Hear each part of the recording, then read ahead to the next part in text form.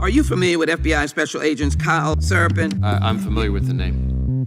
Is that yes? I'm familiar with the name. Let's bring in Kyle Seraphin. He's the FBI whistleblower who helped expose government censorship of our First Amendment rights.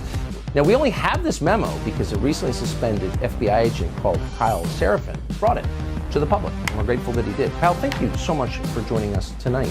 He's the host of something that strangely is called the Kyle Seraphin Show. Kyle Seraphin, I can't thank you enough for speaking out. I knew you guys were out there, and I knew it was just a matter of time, but you got a lot of guts putting your face and your name to this. You're doing a service on behalf of the American people, and from the bottom of my cracked and broken heart sometimes, thank you very much.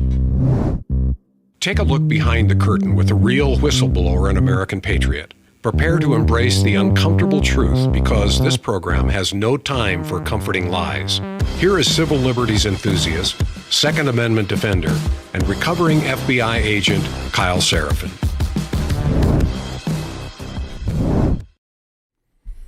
Well, hello, my friends.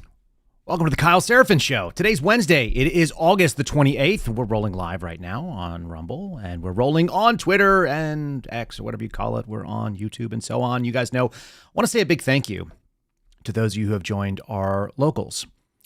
Last couple of days have been kind of interesting because we put some stories out, put some information out into the space. Of course, people could take that one way or another, but what we did see was people joined locals. It's kyleseraphin.com. That is the website. It'll redirect you to our locals site. You can sign up there. You can sign up as a subscriber if you want to support the work. You can sign up as a free member and you can just hang out with the community. You can also watch the program over there. I'm streaming it to both places at this point. And I want to say a big thank you. Some of you also have signed up as subscribers on Twitter or X. Very appreciative of that too. It's really, really nice to see. I actually expected to take a much bigger negative dosing from regular people because a lot of people have a hard time seeing their idols knocked around. I don't do idol here. We kind of believe in something that we call the truth. The truth is something that has to do with early Christianity for me. I went to a Jesuit school. You guys may know this. I learned a little bit about the history of the way that the early Christian church was brought up. And they were called followers of the way. They didn't know the term Christian yet. That's a later advent. And so as someone who's come back and forth and fallen away from the way, I'm sure, come back to it.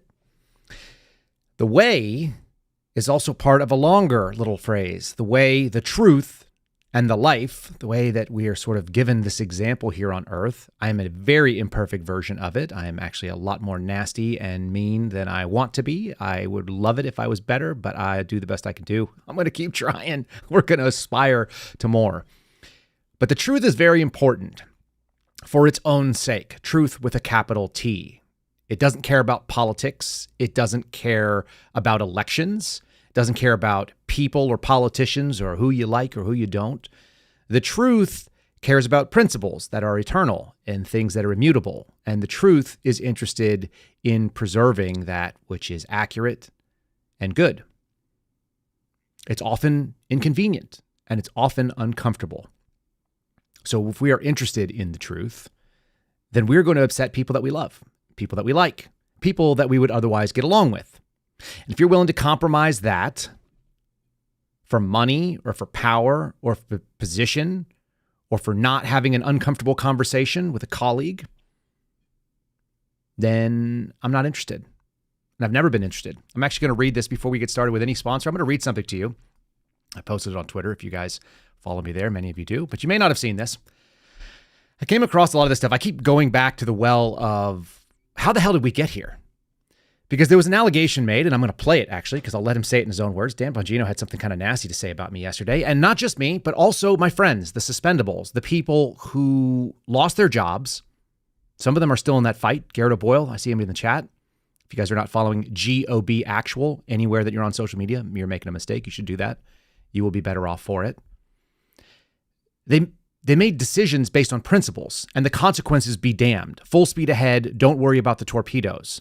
We saw the torpedoes in the water. We knew about it. I'm going to read you something. It's an excerpt from a letter that I sent off to my supervisor and his boss and his boss at the FBI. And this was out in January of 2022. This is before any of you would have heard about me. I'd already done congressional whistleblower activity. I was being removed from my job and my paycheck. And I spent a couple of months on what they called AWOL, being unpaid, before they let me come back in for 6 weeks.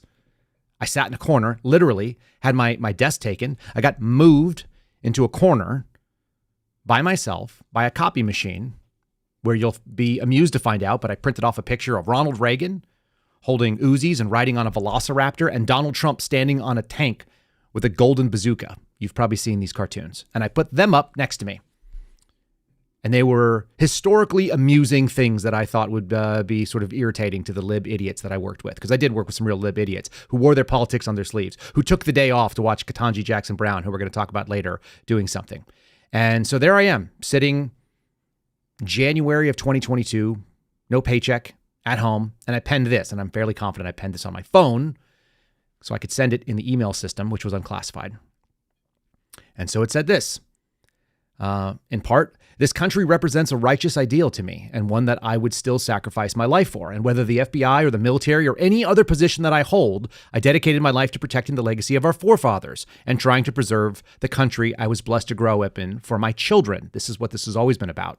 When my wife and I volunteered to move to a small town near the border in New Mexico, I found out that only 2 people in the entire corps of FBI special agents were willing to take the spot. And when I moved to Las Cruces, I volunteered to take a spot on the Mescalero Apache Reservation for work that was described to me as one that no one in America, but certainly no one in the FBI, would ask for. My boss was actually the only exception to that. And there's nothing about my work that has changed since I joined the Albuquerque Division, except that an arbitrary date on the calendar has passed, and a weak president desperately flailing at the unvaccinated to defend his horrific decisions and catastrophic results in Afghanistan, which I have felt the results in many ways personally. How interesting, because this is the week, now the 3-year anniversary of Abbey Gate. I'm revisiting this. This is my message that I gave to them. It's the same message I have for anybody from the conservative incorporated sort of brand, the mainstream media. Even if you think of yourself as independent media, if you are going to go to bat for someone who is a liar, and if you're going to go to bat for someone who has said falsehoods with no questions, if you will close ranks and cover the truth simply for convenience or for some bullshit election or for some other sort of nonsensical, non-principled stance, you might be opposition, but you are controlled. You're controlled by your own interests. You're controlled by your finances. You are controlled by principles that are not mine. Here's what I said. So I will be at home from now until the policy changes. They wanted me to put things up my nose every 72 hours, and I said no, because I saw that as a genocidal path, identifying those who were Christians who were not willing to comply, who did not believe that they were talking about something immutable. They believed that they were subjective and that they could just sort of comply and be purged. I said, I will be here until I run out of leave and I'm fired. I'm willing, able, and ready to work, and this has never stopped being the case. But if the FBI has moved on and abandoned the values of individual liberty and the apolitical goal of finding the truth to protect the Constitution, then I will be grateful to be left behind. I will add, I feel that way about all media, conservative media, non-conservative media, all media. I said, I'll continue to train the skills within my grasp so that I'm ready to answer the call back to service or the next call to service, whichever comes first. And very sincerely, that's what I wrote. That resulted in me being tossed out, not surprisingly. I no longer worked for the FBI because of that. I'm confident that and also alleging that these people were involved in a Nuremberg-type good German, good American behavior, people who comply mindlessly with things that are obviously immoral, illegal, or unethical. I told people when I did my first interview with Dan Bongino that I would not be interested in politics. It's not about politics for me. That was never what the whistleblowing was about. And that's never been what my goal has been. So if you're just joining this program for the first time, what you're going to hear very simply is, I care about the truth. I care about what's true. I care about accuracy in reporting. If that hurts some feelings of people around me, so be it. If they would like to call me offline, they know how to do that, but they didn't. So all the folks that have decided to run roughshod over months and months of good, cordial relationships, that's fine. You weren't on my team. I don't mind exposing people for who they are. If they choose to act a certain way, then they do. And that's not coming from nowhere. If you guys didn't see this, I believe this is the video. I actually didn't mark it, but this is the response to what was called, apparently, I do weird things in basements with hot pockets. That's a hot allegation. I don't even have a basement. I live in Texas, brother. And it is an ugly, weak thing if you can't face the issues, that you just skirt past it. And the issue is that Julie Kelly, who is not a reporter as far as I can tell, she's a blogger. She's the print equivalent of a TikTok reaction video to me, a non-serious person, unlike a Steve Baker who's facing prison time from the FBI, unlike people who actually went to prison. J.D. Rivera comes to mind. Scott Witzman served probation, still on it, still dealing with that. These people actually covered, as journalists, for whatever that was worth, on January 6th. Meanwhile, this is the response. This is what we got. Not a phone call, not a, hey, disagree with you, can we talk this out? A radio show to millions of people. So I'll share it to a few of you. And that will be what it is. It always comes back to the same things. It comes back to principles. About grifters, losers, zeros. You know, people who do strange things with Hot Pockets in their basement when mom's not around. There's a lot of, what are you laughing at, Jim? There's a lot of these, and, you know, I try to help people out a lot. I do. I try to do my best to try to, you know, give people a platform, because when I first started out in the business, I had people who did it for me. You know, Mark Levin, Sean Hannity, Glenn Beck, and others. When I was running for office, they gave me a shot. I mean, folks, when I say I was a big unknown, I'm not being I'm not being dramatic about it. I'm being candid and honest. I mean, no one had any idea who I was, and people helped me out a lot. But sometimes it goes wrong, you know, and I think if you've seen what's happened with this former FBI guy, you see what I'm talking about. I mean, it's really a shame to see these guys just go from, you know, whistleblowers to, and then I guess they fall in love with themselves and just get crazy. It's just nuts. It's so sad. Julie Kelly is just a wonderful person. I don't know if you've seen the story, but Julie, and there's some donations, but the husband has a job. Hey, listen, I'm not vouching for any of that. You shouldn't, you know, whatever. I don't, you know, I make donations to Republicans, but Julie Kelly's work is amazing. And I'm going to tell you something. Jim, you know this as well because you and I communicate with her. There isn't a single person out there, I'd say her and Darren Beattie, putting them in a class by themselves, who have done more to expose the massive January 6th scandal than Julie. And if you're going to attack her on personal stuff, fine. She's a big girl. She can handle it. She'll take care of it. But Julie, who's been a regular guest on the show, you would have no idea what really happened on January 6th. None. If it was not for Julie Kelly and Darren Beattie, period. So if you're going to claim that she's some type of bad person or bad asset, then you damn well better go attack her information too, because we'd be nowhere without it. So I want it on the record that I absolutely support her work. I'd have her on today, as a matter of fact. I think she's busy or occupied today, but may have her on tomorrow, whatever, because you know nothing about it. I don't want to waste your time with a big backstory, but I'm done with these people. They're dead to me. I've never seen a group of people. There's this group of people who just, I don't know what happened. Like they went on a few TV shows and just got obsessed with being lunatics. I mean, really, like psychopathological lunatics, and just started losing their minds. Nuts what goes on.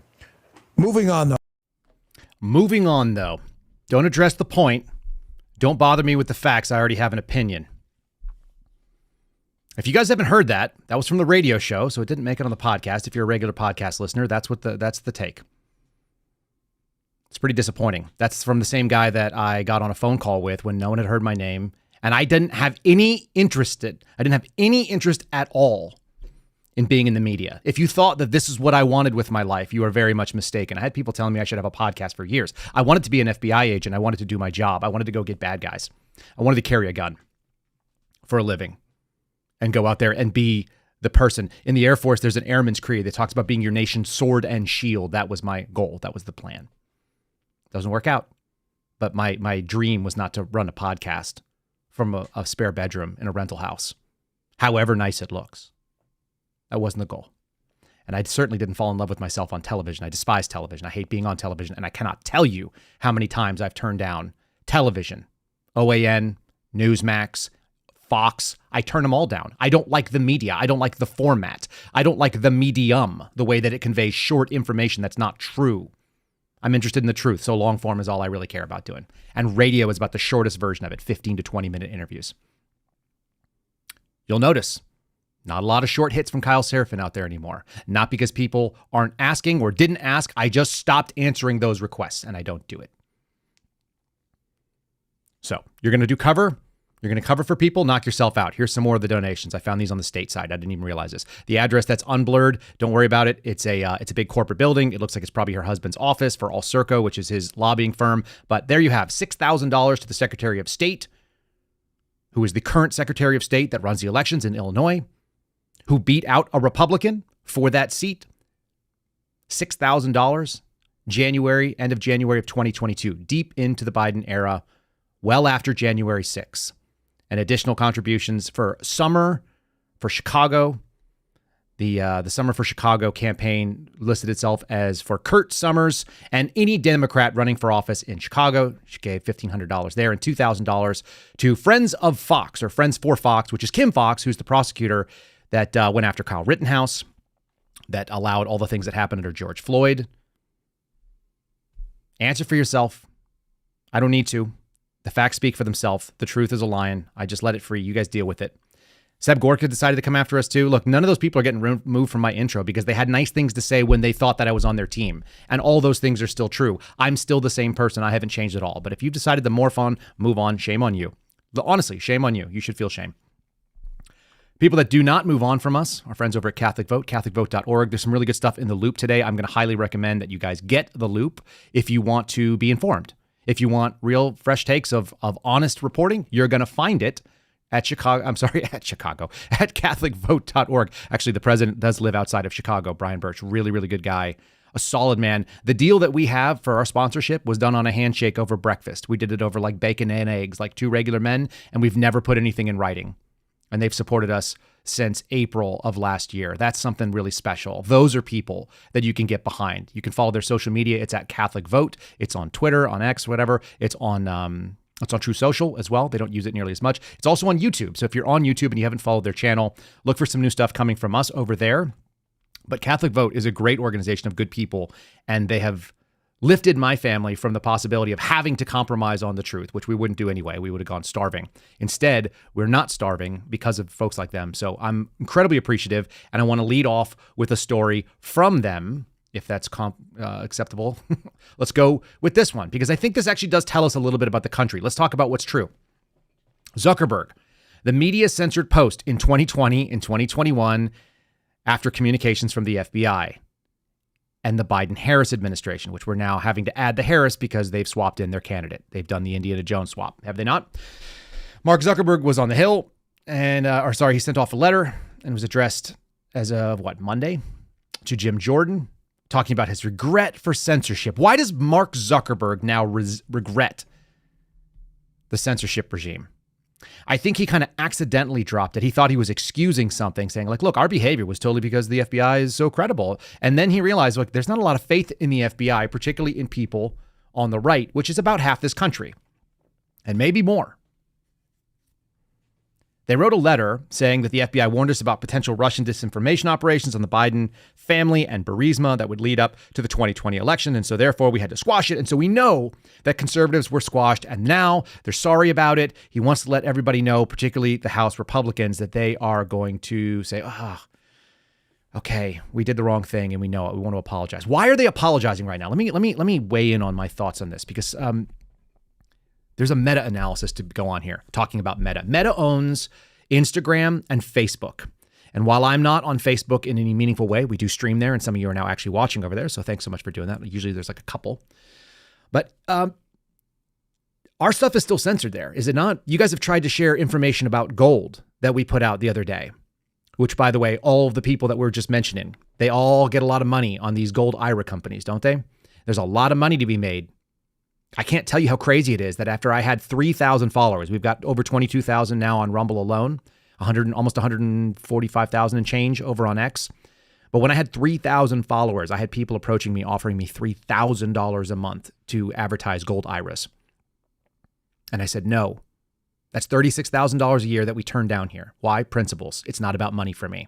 I've had $5,000 offers. You read our thing, you put it out there. We also give you 10% of whoever we convert from your listening audience. I'm not going to profit off your backs in that way. I'll tell you, if you want to buy a cup, you can buy one from my friends at Patriot. If you want to get a good newsletter, you do it from my friends at Catholic Vote. If you want to get some decent jerky, we get a little percentage of that. It's true. I don't even know what the percentages I get from Shield Arms. They sent me a check for like $85 the other day. I just think they're an awesome company. This is not about money. It turns out that we make a little bit of money doing it, and I don't think anybody begrudges us. But let's talk about Facebook and Meta. Instagram. What do you think that they do? Are they offering that product because it doesn't make money? And what is the money that they're really making? Meta, as a corporation, is a data mining infrastructure. It pulls down who you are, where you are, how you can be sold to, what you're interested in, what you click through and what you don't. It's targeted marketing.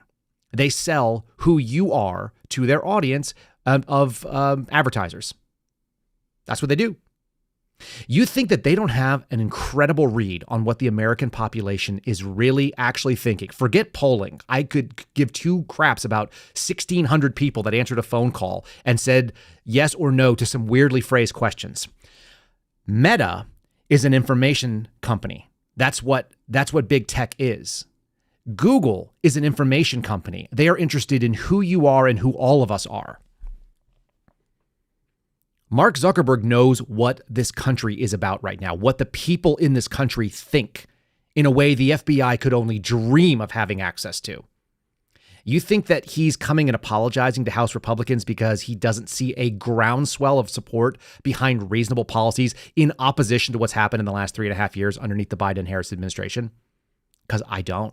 I think he's a disingenuous actor. I think that they got their hand caught in the cookie jar and they're looking at the American population and saying, holy crap, there is a huge swell of people that do not agree with all the things that we did to them, and we better get on the right side of it or we're going to lose both our audience and our money. The FBI has that same instinct, by the way. We're hearing rumblings that there are people, senior executives, that are looking for their corporate jobs like they are frantic, like a drunk who lost their keys, crawling around the ground trying to find it anywhere in the alley. FBI executives are looking for a way out because they think that Trump's going to win and they're going to get shit canned. That's what they think is going to happen. And they're getting desperate. The problem is there is no indication to me that there is going to be a fair election. I'm going to present to you a little bit of verbal evidence in just a little bit, but I don't think that that's likely. Even if Trump has all the votes, they are setting up for the real tyranny. And I'm not saying that to be flamboyant, and I'm not saying it to get you activated or to black pill you and have you not vote. You should do all the things you should normally do. You should also prepare for the alternative, which is that this doesn't happen. We've already seen it. The American population has been tested and found wanting. And we were found wanting in 2020 for all of us that decided to wear a mask in a hospital to do something, to decided to do anything, to let your parents die alone or your grandparents die alone behind a glass pane instead of being in the room with them. Anybody that did that was found wanting, and you get another shot at it, but I'm not confident that human nature has changed because it hasn't changed since 1930s Germany. It always goes back to what that COVID proved to us. Everybody thought it was about getting a shot. No, it was about compliance. To me, it was about compliance. And would people be willing to take on something that was obviously false and didn't have any veracity or facts behind it? Would they stand tribally and say, I've been told to do this and therefore I will do it? And the conservative incorporated types, they're just behind it. They're the same. They're so desperate and so interested in having power that they'd rather become like those that they thought that they were fighting against, which is why someone who donates to a Democrat is not a problem as long as they're on our team. Do you know how many phone calls or emails or private DMs that I've gotten from people that are names you would recognize saying you really don't want to take on this fight? Just let it go, pick on something else. No, I am not going to allow people inside what I believe because I'm not part of their team, and I never was. I was only interested in things that are true, conservative, lowercase c, from the beginning. All right. This is RFK. He's anti-gun. He's pro-abortion, regardless of what he said. He spent a lifetime of doing weird things. He's incredibly wealthy. He's very smart. And he's right about some things, probably. But apparently he took a dead bear and found it on the side of the road, took pictures with it, and dumped it in Central Park. And apparently there's a story about him taking a whale head, whether he did it or not, and whether he sawed off the head of a whale. Do you know how weird it would have to be for you to come up with a story that my uncle or my father cut the head off a dead whale and put it in the back of his truck? That is so beyond anything that like most people could imagine making up. The odds are it's probably real. The Kennedys are a weird crew, and I don't know why we care about them. I certainly don't. And I don't care what Robert Kennedy thinks about the Trump situation or what election he wants to vote in. I just don't. I don't care. But he's right about kids, because the next story we're going to talk about is right here. Look at the left pushing this. Death threats, legal risks, backlogs weigh in on clinicians treating trans minors. This is just medicine, people. That's what the left is selling. Destroy children. Destroy innocent people. Abortion for all. So Kennedy's not wrong when he starts talking about the fact that we have poisoned our kids. And you know what's also crazy?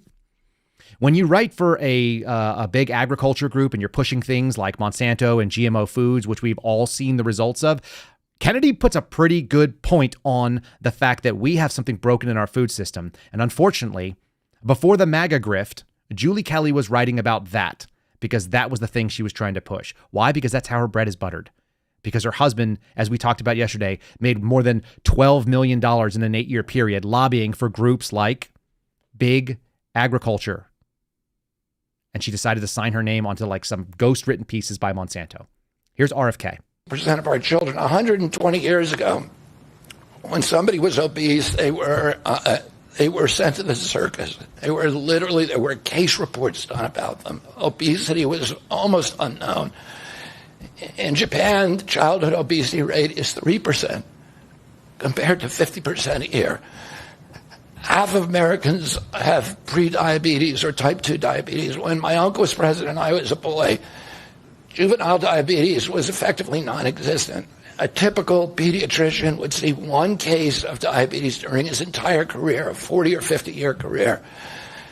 Today, 1 out of every 3 kids who walks through his office door is diabetic or pre-diabetic. And the mitochondrial disorder that caused diabetes also causing Alzheimer's, which is now classified as diabetes. And it's costing this country more than our military budget every year.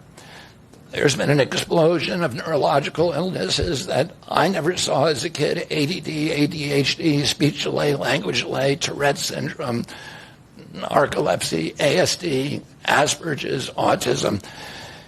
In the year 2000, the autism rate was 1 in 1,500. Now autism rates in kids are 1 in 36, according to CDC nationally. Nobody's talking about this. 1 in every 22 kids in California has autism. And this is a crisis that 77% of our kids are too disabled to serve in the United States military. What is happening to our country?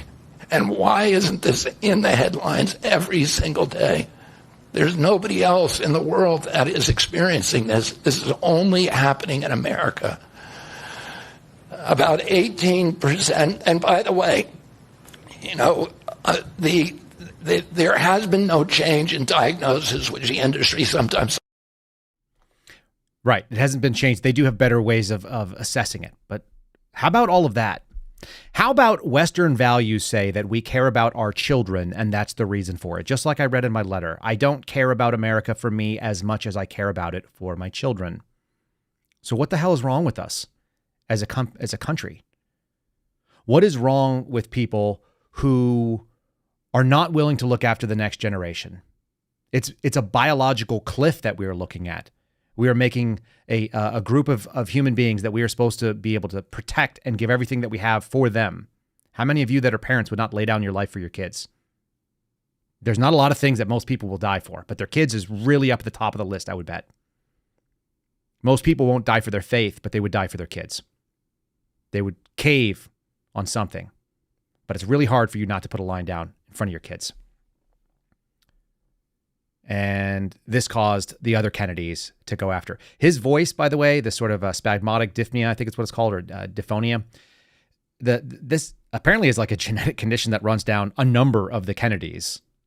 Somebody made a claim about inbreeding. I don't know anything about their genetic structure, but I do think it's funny. Kerry Kennedy is also gone out, and they've gone on the attack, and they've disowned him, and they said that he's terrible, and like, God forbid, and he's misrepresented the Kennedy legacy. Okay, fine, all of that, whatever.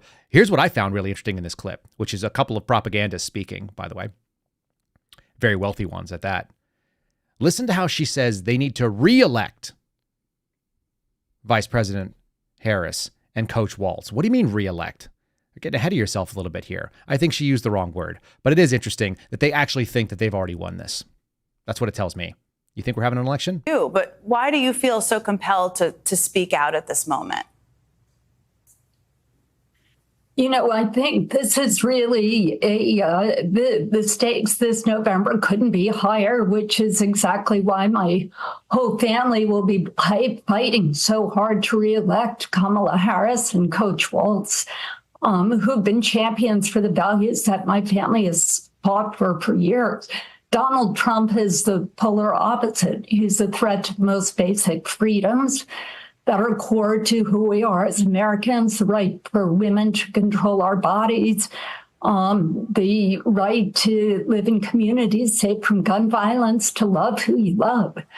And I think if my dad were alive today, the real Robert Kennedy would have detested almost everything Donald Trump represents. His lying, his selfishness, his rage, his cynicism, hatred, racism, fascist sympathies, deliberate misinformation about vaccines, criminal felony convictions. Blah, blah, blah, blah, blah, blah, all of the bad things that he is. Is it not hard to listen to? It really is hard to listen to that. I got to be honest with you. What's also interesting is that it's always about these claims, but there's never need for substantiation. You don't need to substantiate things if you're just saying them, and no one's going to question you, especially when you're on friendly media. So it's really interesting. We're supposed to see a debate coming up pretty soon. It's supposed to be about issues. Now, we know this sort of general premise that if Democrats make the election about personalities, then they win. And if Republicans get it to be about the issues, then they win. If it's personality versus policy, the policy is probably not going to be the most interesting to the most dim-witted, and the most dim-witted people are the ones that still get to vote. It's a reason why I don't think that voting for president is great. I would love to go back to what our Constitution said, which is that you have no right to vote for the president. It's not supposed to represent you. Basic civics. And that's been reaffirmed, by the way, as recently as 2020 by the Supreme Court. Chiafalo versus Washington. Go read it. The plenary power still to appoint electors sits not in the people's hands, but in the state house's hands. The states have that power, and they should use it. I think they should. But that's because I'm a conservative. I actually want to go back to what we had and try to conserve something pre-1913. I'd be fine with them appointing our senators too. Go figure. I want less democracy, and I want the republic to actually be strong. This is an interesting little moment, though, if they can get it to be about issues. This is Axios reporting. Harris flip-flops on building the border wall. You guys have probably heard this. She's picked up Trump's idea about taxes on tips. I think that's pretty, I think it's an attempt to buy people's votes. I think it's lame. I worked in that industry. Most tips back then didn't get actually counted as income. Now they're all on credit cards. If you want to do no tax on tips, stop putting your tips out on credit cards. It's convenient. But if you really want to be pro-service industry, you just do it in cash. Most of you that are sort of skeptical of the government probably should be using more cash anyway. I myself included. I'm speaking to myself here. Why does this matter? Well, she flipped up on a bunch of different liberal positions. She's talked about Medicare for all. She talked about banning fracking. These are all things that she says she's now against. Why? Because she's trying to tack towards the middle. This is the general election. She wants to be less commie, just like that sort of AI-generated thing we played the other day. She wants to be less communist. She wants to be more palatable because she needs white, liberal, suburban women, and she needs white, whatever women, squishy women, like the pro-abortion Republicans. She needs them. And so she's going to flip-flop on the border wall. Why? Because they're scared. They're scared of things like this happening. We need to get people. Here's a video from a guy in Liberty Hill down the street from this is miles from my home. They need to get the people that are married to this beta effeminate man who's lucky to have a gun. He's just luckily had one. Listen to this story, and then I'm going to play you her take on the border wall previously, because she's always full of it. This woman doesn't have any principles. Again, principles matter. If you vote based on principles, the personalities and the people and the politics of it are irrelevant. Liberty Hill, Machete Man, This should kind of scare some of you because this is a real thing. We are nowhere near the border. We are as far away from the border as Colorado is from the border, the Mexican border. And like, I don't know what this guy's story is. They call him Jerry in the story, by the way. So maybe that's his nickname, but he looks a lot like the guys that I used to go run down that were like MS-13 types, El Salvadorian gangsters carrying machetes. In video from Wednesday around 5 p.m., you see a man with a machete and a dog approaching a home in Liberty Hill near Bear Creek. He appears to pass out. This is when homeowner Daryl Stevens was looking at the backyard with a contractor, and they noticed the man. At that moment, I obviously freaked out. I have 2 young children here in the house and just went into like complete fight or flight mode. The man gets up, comes up the stairs, pulls on the door. Start running through the house. I lock every door as fast as possible, run upstairs. Luckily, I had a firearm here. So I grabbed my 9mm, unlocked it, ran down as fast as possible. The suspect climbed the fence and was on the upper deck. I came out here with my gun and he was standing right in front of this couch, the back couch with the machete. And that's when I came out like this. Told him he's got to leave or he's going to lose his life, And luckily, after I did that, he dropped the machete. On video, you can see the intruder climbing back down and a gun pointing at him as he walks away. I just had to protect my family, and that's what I did. And luckily, I didn't have to discharge my firearm. Stephen's wife had called 911 in the meantime, and deputies arrested 43-year-old Jerry Escamilla. He is charged with criminal trespassing and failure to identify. It's just not something you expect to happen in Liberty Hill. In the country, we're way out in the country. We're in the very back of this new, nice neighborhood, and you're just like, we moved out here. We moved further out of the city to feel safe. In Texas. Yeah. You move further out of the city to be safe, but you're still a beta male from California who moved here and doesn't understand what America is about. You don't have those principles, and luckily you think that you have a gun because the government allows you to have a gun.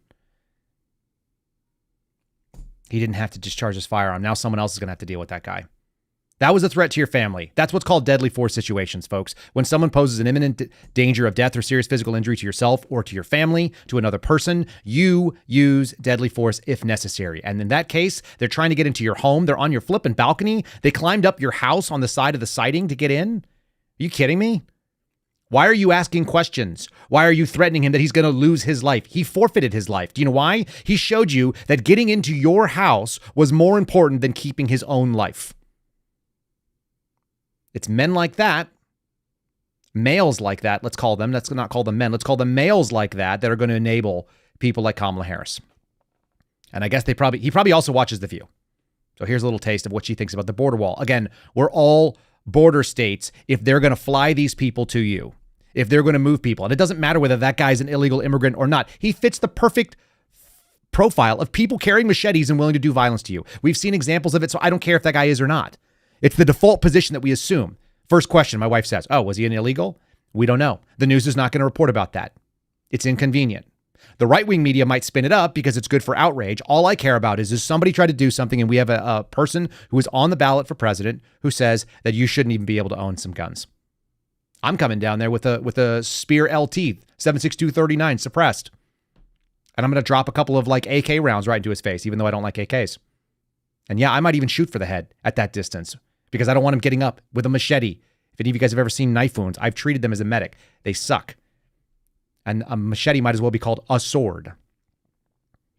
That thing looked like it was probably about 20 inches long. So that's not a knife in any case. Let's do Kamala Harris on the border wall. Again, this is what she said. Let's hold her accountable. I do look forward to a debate where Trump destroys her. Not because I love Trump, but because I do want to see it. Because she's awful, especially off script. This issue is about a vanity project for this president. Right.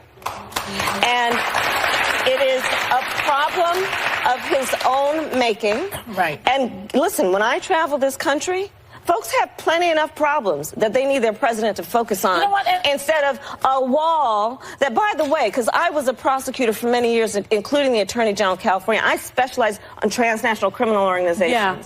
That wall ain't gonna stop them. No.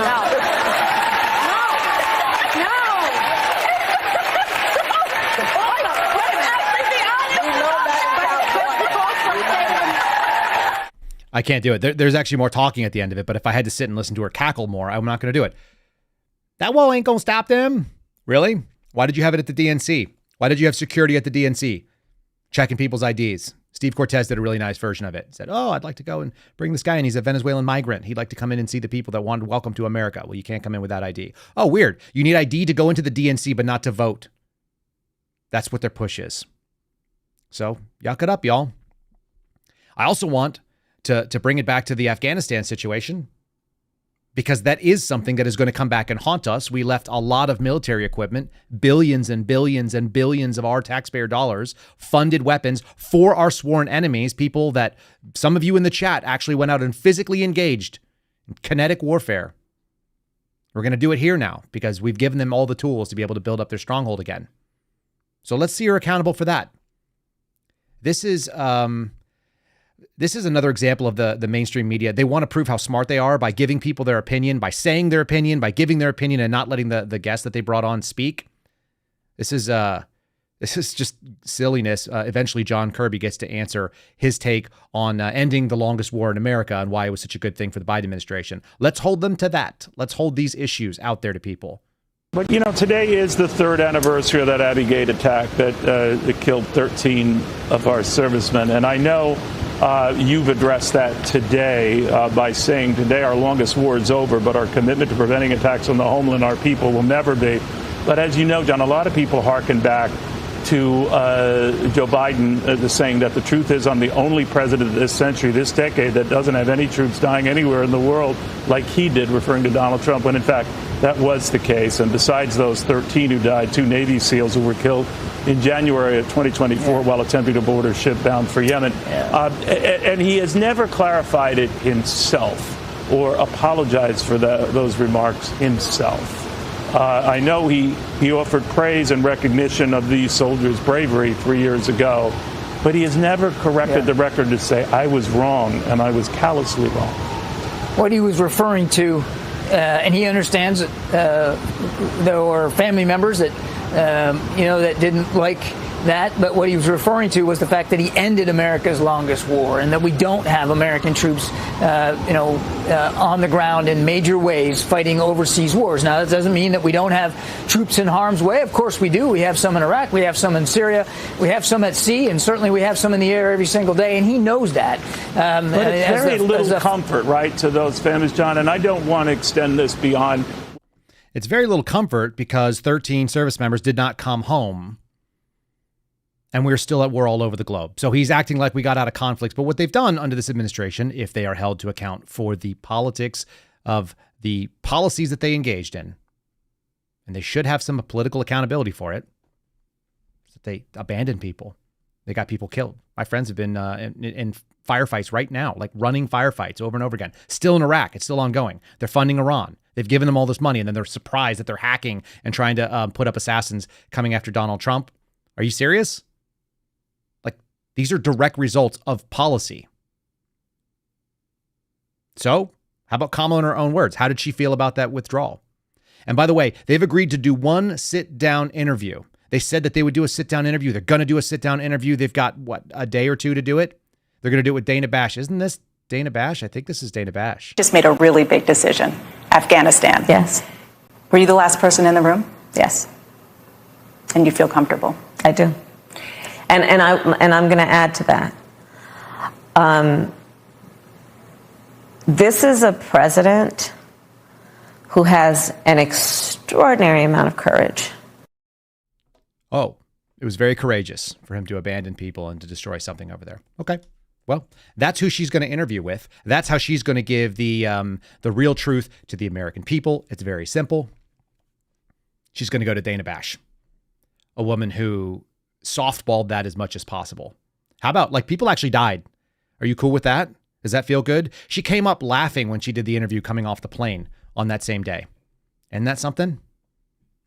It's pretty wild. It makes sense, though. They don't like this country. So they're going to do this. We're back in this game again. This happened yesterday. Superseding indictment dropped by, the supposedly unconstitutional, inappropriately appointed special counsel, Jack Smith. He's just going back to the same playbook. Do you know what it means when they do a superseding indictment and the subject is not in jail? Usually when that happens, a superseding indictment, the person is already on conditional release or something like that. This is a totally new indictment, basically, of the same stuff. I wouldn't be surprised if they had to go reprocess him. Steve Friend and I were talking about it. It's another stat for the FBI to get another arrest stat. So they may go and make Donald Trump process again. I wouldn't be shocked. FBI wins. Special counsel gets their optics. You think this isn't about a political prosecution? It actually should make it really sticky for her. It should actually play in his favor when he goes out and does a debate, assuming we do see that debate. The prosecutor said that he's a candidate for president rather than describing him as the 45th president of the United States when they open up. They also made proclamations in the indictment that are supposed to be factual, which is to say that the election was fair and he used false information to discredit the election results. They didn't adjudicate that the election was fair. These are BS claims. The FBI ran away from that job. I've been telling some people privately about some of the stuff that happened during that time. It all goes back to COVID. It all goes back to 2020. And in 2021, right after January 6th, we sat around a table, 11 of us, on my FBI squad. We were all surveillance guys. And we had prior Marines, prior Army officers, prior Army enlisted, prior Marine Corps officers, a Ranger commander, a former HRT operator. In the room combined, probably 200 years, 150 to 200 years worth of law enforcement experience, local law enforcement, state law enforcement, federal law enforcement, different federal agencies were all at the table. And we agreed 10-1 that Ashley Biden was shot in an unjustifiable manner, according to the deadly force policy that we have to operate under. There's no way you could justify it. That was number one. And number two, we demanded some answers from our boss and said, listen, this is not right. Whatever is going on, we are not, as an organization, investigating these credible claims of fraud. The FBI has a duty to the American people to get out there and do that damn job. Will you please go up the chain and find out what the hell's happening? Because it wasn't it wasn't in our field office. It wasn't something we could do. And he did. And when he came back, and this is a brave person, somebody who's seen a lot of combat, was a very physically tough human being, was on Operation Red Wing looking for Marcus Luttrell, like a solid, capable human being. We didn't agree on everything, but we did. Did I say Ashley Babbitt or Ashley Biden? You guys are all freaking about it. Ashley Babbitt. That's what I meant. You know what I meant. I'm accountable for that shot. I will correct it. That's why I keep an eye on the chat here. So he went up the chain and he came back down and he looked like someone slapped his pee-pee. That's what I would call that in the military. When you get your pee-pee slapped, when you come up and ask a question that the command structure says no. And do you know who the top of our command structure was? A woman named Jennifer Lee Moore. And Jennifer Lee Moore was the same woman that suspended me and suspended Garrett O'Boyle and suspended Marcus Allen and suspended Steve Friend and got rid of all of us. She was the hatchet person for the FBI. She was also in charge of intelligence on January 6th at the Washington field office. So it was her failure. F up, move up. Classic Peter Principle stuff. And she told him to mind his business. And I transferred out of that division in March of 2021. And he transferred out a couple months later. And he left the FBI before getting a pension. And he went off to do something else. And I haven't been in contact with him. And I don't know. And I'm not sure if I want to reach out to him. But he's welcome to reach out to me if he wants to. I just don't want to invade his privacy. But he left because I don't think he liked what he saw. Because he was a man of principle. He was also a guy that was very skeptical of vaccines very early on. I thought he was nuts in 2019 when he told me that, 2020, early on. And then you started seeing 2020, and I think I'm on his team right now. So that's something. He was right. So, Aaron, I looked at you askance when you said that thing. You probably saw a lot of that. You're surrounded by a lot better company now of people who have looked in and seen some similar things, RFK included. So that's worth knowing. They really did something. And I don't like seeing a special counsel out there making proclamations in indictments. But that's what our judiciary is doing. That's our executive branch. Here's the judiciary. Ketanji Brown. She's concerned about the Trump immunity ruling. They had to reinvent the indictment simply to be able to cover down on the Supreme Court's ruling, which is what made that thing basically null and void and moot. So there you have her. A woman who was sworn in while I was sitting in the Albuquerque field office. This is Biden's pick. And she's advancing something. I'm going to play you something from Lawrence O'Donnell because it's very important that you understand these people hate America as it's designed, the constitutional republic of America. They hate it, despise it. Before we do that, let me just suggest arm yourself. Just in general, you should be prepared for all the outcomes. And you'll see why I say that in a second. Shieldarms.com, promo code KYLE. You'll save yourself 5%. Like I said, I don't know what we make off this other than they're a good company. They're a Montana-based company in America. They're shooters for shooters. They make shooter products. If you buy their rifles, you're not going to need to upgrade things, which is pretty cool. You're going to buy something that is quite good. Folding stock ARs in 9mm and 5.56 and so on. You can get them in pistol, short barrels. You can buy them in rifles, long like the regular 16-inch barrels and so on. They come pre-fitted with a adapter that's going to be able to let you put a suppressor on there. They've already got muzzle devices. They've got upgraded triggers. They've got the ambidextrous stuff. Outstanding stuff. And then every day I carry their magazines in my Glock 43X, which is what I carry on a daily basis. You can get 15 rounds instead of 10. That's a game changer, a 50% upgrade in the number of rounds carried. So check them out. Shieldarms.com, shieldarms.com. Promo code Kyle. If you forget, it's in the show descriptions. How about this? You ready? This is Lawrence O'Donnell. It's mainstream media. This is the non-opposition part of it. This is the messaging part of it. The Supreme Court is a problem. They're illegitimate. Why? Because American presidents who are Republicans were not elected by a majority. They were elected. They won in the Electoral College. The way that our Constitution is written, they played by the rules, but we don't consider them correct because it's not democracy. This is a freaking radical take. It's truly radical, and it's normalizing something of stacking the courts, and you can only stack the courts if you get more people in office. That decision was not a product of legal scholarship. That decision was a product of Republican convenience. Every justice who voted in support of that opinion is a Republican. Only one of those Republican justices was appointed by a president who entered the presidency by winning the most votes. George H.W. Bush is the last Republican president who entered the presidency by winning the most votes. That was in 1988. And he gave us Clarence Thomas.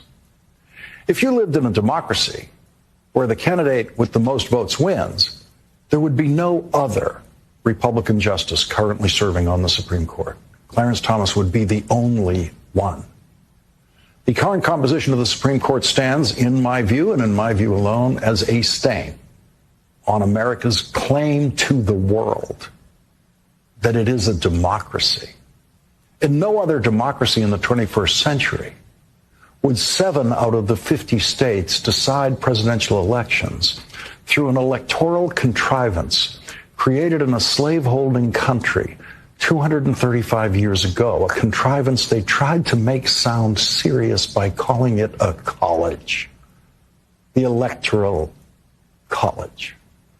The Electoral College gave us this Supreme Court, not the voters. And the Supreme Court has given Donald Trump his immunity, which in Jack Smith's interpretation of that immunity decision still allows Donald Trump to be charged with all the crimes he committed while president that were not committed in his official capacity as president of the United States. And so the indictment stresses that Donald Trump and his co-conspirators, quote, were acting in a private capacity. In the new indictment, all of Trump's co-conspirators are people who were blah, blah, blah, blah, blah, blah, blah, blah, blah, blah, blah. I'm going to speak like this because I'm wearing a suit and I have a blue tie on, which means I'm on your team. And now I'm going to feed you the party line. The party line is exactly what you are meant to believe. And here, this is officially approved by our sanctioned overlords. We are in a democracy that should be ashamed of itself. And Clarence Thomas is the only legit Republican. Yeah, we know, bro. We love Clarence Thomas. Give me 9 Clarence Thomases. You racist asshole. That stuff is amazing. It's a slave-holding. How dare they call themselves a democracy? We're not a democracy, you propagandists. You guys get this stuff? They're shoving this down the people on the left's throat. They're listening to this, and that man has credibility. Isn't it interesting that a white, like, very wealthy, well-dressed, semi-chubby, non-militant, educated dude sitting on a television screen is going to tell them how to think about slavery? What the hell are we talking about? It's 2024. We don't have any civics. We don't have anybody educating our kids. We've got trans agendas being pushed. So they do not know. They don't even know that they're being lied to and that this is a constitutional republic. And the Constitution lays out the rules, asshole. It lays out the rules. I'm infuriated by these people because they are going to do it again. You don't think so? They're going to do it again. Here's some evidence of that. This is the Secretary of State of Michigan. The Secretary of State turns out to be a pretty important position, we've found out, have we not? They have like all these powers over how the election actually gets certified and enforced, and like whether or not it's considered kosher, and how they send along the slates and all this. The Secretary of State actually has like a fairly unexpected amount of power. Do you know that I just showed you a second ago, Julie Kelly threw $6,000 behind the leftist Secretary of State in Illinois and helped beat out the Republican? I'm just saying, people put their money where their mouth is sometimes. This is Michigan Secretary of State telling you, you better certify the election whether you like it or not, or we're going to put you in jail. If someone were to violate the law and not certify the election at the local level, we will come for you. So any local certifier thinking of skirting the law and not certifying the vote, don't even think about it, because we'll get. Listen to that music. It is so uppity. We're going to come and get you. Little threats of tyranny, little threats of violence. We've already used all of our police to do bad things. Really? That's what we're living with, people. You think these people are going to let an election happen? They just got smacked by the Supreme Court of the United States. And a guy who's already been ruled as not a legitimate prosecutor underneath the way the law requires him to be set up, went back and put another indictment in, which means more lawfare, more money, more time away from a campaign, more distractions, and more pushing back on the idea that the president doesn't have immunity, but the DOJ has the ability as part of the executive branch to just rule by fiat and say what is and what has not been legislated, because it hasn't been legislated and it hasn't been adjudicated. That election was not investigated the way that you would want it to be. And the only reason that you want to keep that stuff is because you're bearing something. And you know what else they're bearing? The incapability of this woman, Kamala, who is very good on script, as I mentioned the other day. She was very good, but she's atrocious on the fly. Absolutely terrible. And so that's why they want to have a sit-down interview. She's going to do a sit-down interview. Actually, I think I have a slide on this. Oh, yeah, there it is. Harrison Walls, they agreed to do a sit-down interview with Dana Bash on CNN. It's going to be, she needs a tag team. She needs a buddy. This is like the interview maybe that the guys from Step Brothers did, where it's like, hello, Miss Lady. Like they're both wearing tuxedos for some reason, applying for an hourly job. That's what this is. You need Walls to sit next to you. You need the coach. I need my coach behind me. He's going to sit right next to me and help me do this interview. It's going to be taped so they can edit it later. So it's going to make her look the best. She needs an old white man next to her, yeah, as a black woman who can't stand on her own. I don't know, kind of goes against everything they say. Here's Kamala Harris talking about DEI on the fly. And what does it sound like? Word salad, nonsense, can't stay on the issue, can't answer the simple question being asked. That's why she has to have a buddy. That's why she's going to do tag team on a one-man match. On a different front, Axios this week reported that President Trump, if he gets a second term, will sort of dial back, for lack of a better term, DEI programs that the Biden administration has put in forth. Obviously, I know you disagree with that. I obviously believe that you don't want him to get a second term. That said, if that does happen, what do you think that would do to race relations in this country? Well, let me say we're going to win, so it's not going to happen. But I think that, listen, today is actually, I believe, an anniversary in terms of Dr. King, right? And I was just in Selma, and we acknowledged the 59th anniversary of Bloody Sunday. I think it's really important that we as Americans always embrace our history, the parts that we're proud of and the parts that we're not proud of, but that we can't forget. And we should all agree that we should teach history, we should learn history if we're to ever have an accurate idea of where we want to go and where we don't want to go in the future. And that means also acknowledging the importance of diversity. It means acknowledging the importance of the fact that everyone should have equal opportunity to compete and equity. And then, of course, inclusion, that, hey, let's look around the room and see who's not here, and did we leave the door open? And hey, we're just like these regular cool people, and we're just going to force this stuff down your throat. It's interesting. Robbie Starbuck's been doing pretty interesting work. If you guys follow him on Twitter, you'll see some of the things he's been doing. He's been punching down on Harley Davidson. He's gone after Tractor Supply. He's gone after John Deere, all these policies, these real American sounding brands where real blue collar Americans that work with their hands would go. like masculine men kind of things, and they've tried to feminize these brands, and he's been pushing back on it in kind of an interesting way, and he's been winning, which is amazing because these influence campaigns are basically saying, hey, a-holes, it's real simple. The people who buy your products don't agree with your BS, so stop it. Make it stop. It's not a winner. And that is why I think Mark Zuckerberg is out there looking at the data that's coming in from Meta. It's why I think that they're seeing the Instagram stuff and going, man, this anti-diversity thing actually flies because we're more about meritocracy here. We are not a democracy. We should be a meritocracy-based constitutional republic. And if you have skill sets, then you should be able to use them. And we don't need you to shove it down our throats that we're supposed to believe something if we don't believe it, because it doesn't stand on its own merit. The idea loses in the marketplace of ideas. It competes and loses unless you do communism, which means I'm going to choose who the winners and losers are before the debate is had. If you have the debate about DEI garbage or meritocracy, meritocracy wins in the market because people don't want a doctor that was chosen based on skin color or based on their sexual preference. They don't want a pilot chosen on those things. And they don't want to go buy a tractor from someone that doesn't know anything about tractors, but is like an expert on cutting off genitals of little kids. All of that stuff is insane. So good for Robbie Starbuck. I will say, I wish Robbie would get a haircut. That's maybe just the military guy in me, the law enforcement, law and order kind of guy. Unless your name is Lorenzo Lamas, you should not be a man with a ponytail, especially if your face looks that soft. Only Lorenzo Lamas can pull off it. And you got to be driving a Harley. You got to be riding a Harley around the country. And they made Harley gay for a little bit. We've seen some people do some funny things like destroy Harley, shoot it with 50 cals, miniguns, and so on. It's a statement that Americans still have some balls. Women, you know what I'm talking about. It's not excluding you. But here's somebody that doesn't have any balls. This is one of the senior advisors to the Kamala campaign, apparently. And I want to play it for you because they're claiming they really want a debate. Please let it happen. It doesn't matter what the format is. A debate against Donald Trump by this woman who's not on a script will be very dangerous for her. I hope he just eats her alive, only because I want to see it.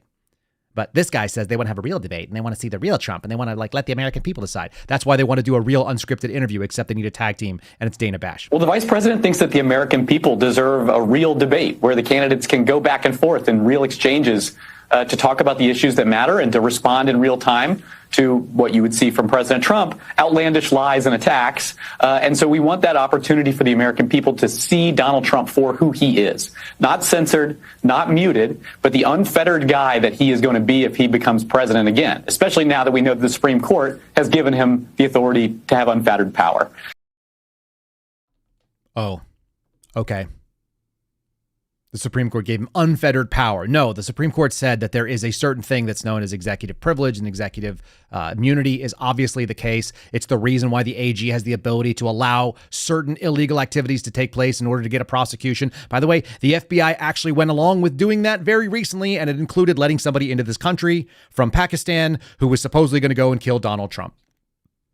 They did that because otherwise illegal activity is allowed under executive authorities. There's obviously executive authorities. They've used them. Biden has used them. It's disingenuous to argue otherwise. In any case, they want a real debate. The funny thing is Trump actually put out the real debate, what it should be. I assume he will take a lot of these positions. This is what it happens if you do it about the issues and you let Kamala Harris debate the only person who should be dumb enough to have to deal with her, and that's Kamala Harris. Kamala Harris v. Kamala Harris in a Trump political ad. We don't play a lot of political ads simply because I think that they are pushing an agenda. This one pushes my thoughts as well.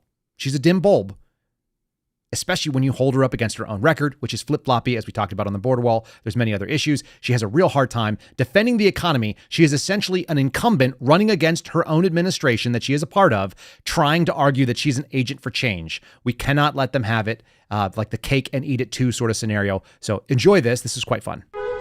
Everyday prices are too high. Food, rent, gas, back to school clothes. That is called Bidenomics. A loaf of bread costs 50% more today. Ground beef is up almost 50%. There's not much left at the end of the month. Bidenomics is working. The price of housing has gone up. It feels so hard to just be able to get ahead. And we are very proud of Bidenomics. They are very proud of it. So let them stand on their record. It's like, how are you proud of your work as vice president and what your administration has accomplished? Yes. Great. I'd like to talk about your record. You guys just had housing, or you just had jobs numbers readjusted downward by 800,000 plus jobs. So you just made up facts and had the government release them to try to strengthen your claim the economy is not garbage. But the economy is not good. That's why you guys are having to talk about a housing shortage and giving illegal immigrants money to buy houses in California. My buddy Alpha Luna hit me up yesterday, and he's like, there's a program that if you leave this, if you're an illegal immigrant in California, they're going to give state money and they'll give you up to $150,000 state backed. That's the same deal you get, by the way, of being a flippin' veteran. That's what the VA does for you. They're going to do that for people that don't even have citizenship in this country, let alone serve this country. You got to be shitting me. Like, I don't know any way around it. I'm going to do my best to do less swearing. This is maybe the last time if I can help it. I don't want to do it on these shows anymore because it feels like it lets them have control of the emotion of it. And I don't want to be emotional, but man, just think about that. Giving illegal aliens in this country the same benefits for housing under the state of California's policy that the federal government gives veterans who are maybe injured, who has a disability, and that's where you get that sort of veterans benefit. It is so nauseating that these people did that. It's so unpleasant to know that that is the way that they're going to run this game. So let her stand on her record and hold up the truth, the actual truth, the inconvenient truth to the left, sometimes the inconvenient truth to the right. Like I said, that's what we want to be about here. That's what I'm interested in. I'm going to give you guys a 5-star review, and this another truth that we brought to you, which is that if you are being sold a gold IRA, someone is making an awful lot of money off it. Do not accept fake scarcity claims, and make sure that you have listened to that episode that we did. It's episode 372. It's with the president, the owner. I like someone who doesn't call themselves the president, CEO, or the director of the board or whatever. He's the president and he's the owner of Miles Franklin, and his name is Andy Schectman, and he's excellent. And he's very, very sharp. We talked about a little bit about the world and the money system in the world, but mostly we talked about how people get scammed. And those companies are out there. And I don't know the names of all of them. And even my mother was hitting me up yesterday and asked me, like, what about this company? I don't know all the names of them. If they're trying to sell you a fake scarce coin for 100 to 200% over the spot value of gold as a single asset, then you are getting scammed. And everybody's going to profit from your money. It's going to be influencers. They get some of your money. It's going to be the president of that company. They get some of your money. It's going to be the salesperson. They get some of your money. And they're going to basically take half of your retirement account, your IRA, and they're going to divide it amongst themselves. And they're going to give you the other half and hope that you basically don't die, or they don't care. It's an uncomfortable truth. This is coming from, I don't know how to pronounce whatever this one, 1YLDNDNDN. Episode 372, 5 stars. Excellent information about gold IRAs and how the gold business is run. You need to listen to this episode if you're looking to get into buying precious metals. We agree with that. Thank you for sharing that 5-star review. You can leave your own over on Apple if you listen to the podcast there. You can leave it on Spotify now as a comment. There's a little prompt, questions, comments, sarcastic remarks. You can leave it on comment and any of the places that we do the video podcast. Feel free. And we do appreciate it. I will look for some of those in there. I go back and review some of the comments after the fact. Whether you like me or hate me, it's sort of okay. It doesn't hurt my feelings. You'll be surprised. Maybe because I grew up in an era of mindfulness. Maybe because I grew up in an era when I was just at the end of this little time of people who didn't have a cell phone in their pocket. I don't think I had my first smartphone until after I was in my mid or late 20s. I had a flip phone for sure when I was in the military at 27. So I actually did get to live a time that was a little bit different. It's more like my elders than those younger than you. And if you don't know what mindfulness is, this guy's going to give you a crash course. There's some swearing in this. You've been warned. This is not my take. This is a comedian. He seems a lot like Bill Burr. He sounds like Bill Burr, which means I love him.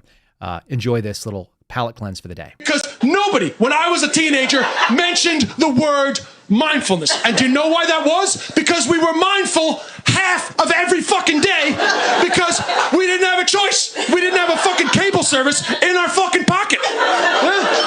You waited for somebody, you waited. Mindfulness. You were on the bus, you're on the bus. Watching condensation drip. Mindfulness. I didn't realize I was like a fucking guru before I got a cell phone. You want to return a VHS? You got to rewind that shit. Mindfulness. Have you ever rewound anything in your life? You are the post-rewind generation. And I'm not judging you. I'm just saying that there were times when we were forced to be with ourselves. You know, I used to take a shit. Just shit. I can't remember the last time I just took a shit. It was definitely over a decade ago. Is he right? The post-rewind generation, that's what they're marketing towards. The people that have never sat still with their own thoughts. How many times have you guys sat in a waiting room? I've done it for hours. I remember watching a clock spin around when I was in the military, just going in circles. I wasn't even allowed to have a phone on me at that time. Watching it go around. 3 hours waiting for some doctor or something, just playing tiddlywinks in my mind. It's a thing. It made us a little bit of a different animal. Some of us can endure a little bit more. Psychological torture is not what it was to the other people that were younger than me. I'll tell you that much. When I went through SEER school, standing in a box was not a big deal. I stood in a box for like 48 hours by myself with nothing but my thoughts, and it didn't bother me a little bit. But we are all getting more conditioned to being less mindful. So there you go. We used to be all gurus, Gen X and before, and I'm right on the tail end of what that should have been. So anyhow, thanks for joining us today. I do appreciate it. I hope you guys will share the show. I hope you like it. If you did, make sure you've hit the thumbs up button on wherever you're watching it. Share it around if you choose. We're interested in the truth as best as I can approximate it. It will never be perfect. I will do my best to get there. But if you're not, it's probably not the show for you. That's okay. Join us over on Locals, KyleSerafin.com if it is. You can interact with us over there. You can sign up to be a subscriber. There is some exclusive content that we drop, information that's a little bit either early or only given over on Locals, and you can do that at KyleSerafin.com. Thanks so much for joining our program today. I really do appreciate all of you that tuned in. I do. The audience is why we're here. We'll go do something else if there's not. But so far, you guys have been very responsive, and I appreciate it.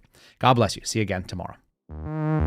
Thanks for listening to The Kyle Seraphin Show, streamed live weekdays on rumble.com/Kyle Seraphin. Follow Kyle on Twitter, Truth Social, and Instagram at Kyle Seraphin.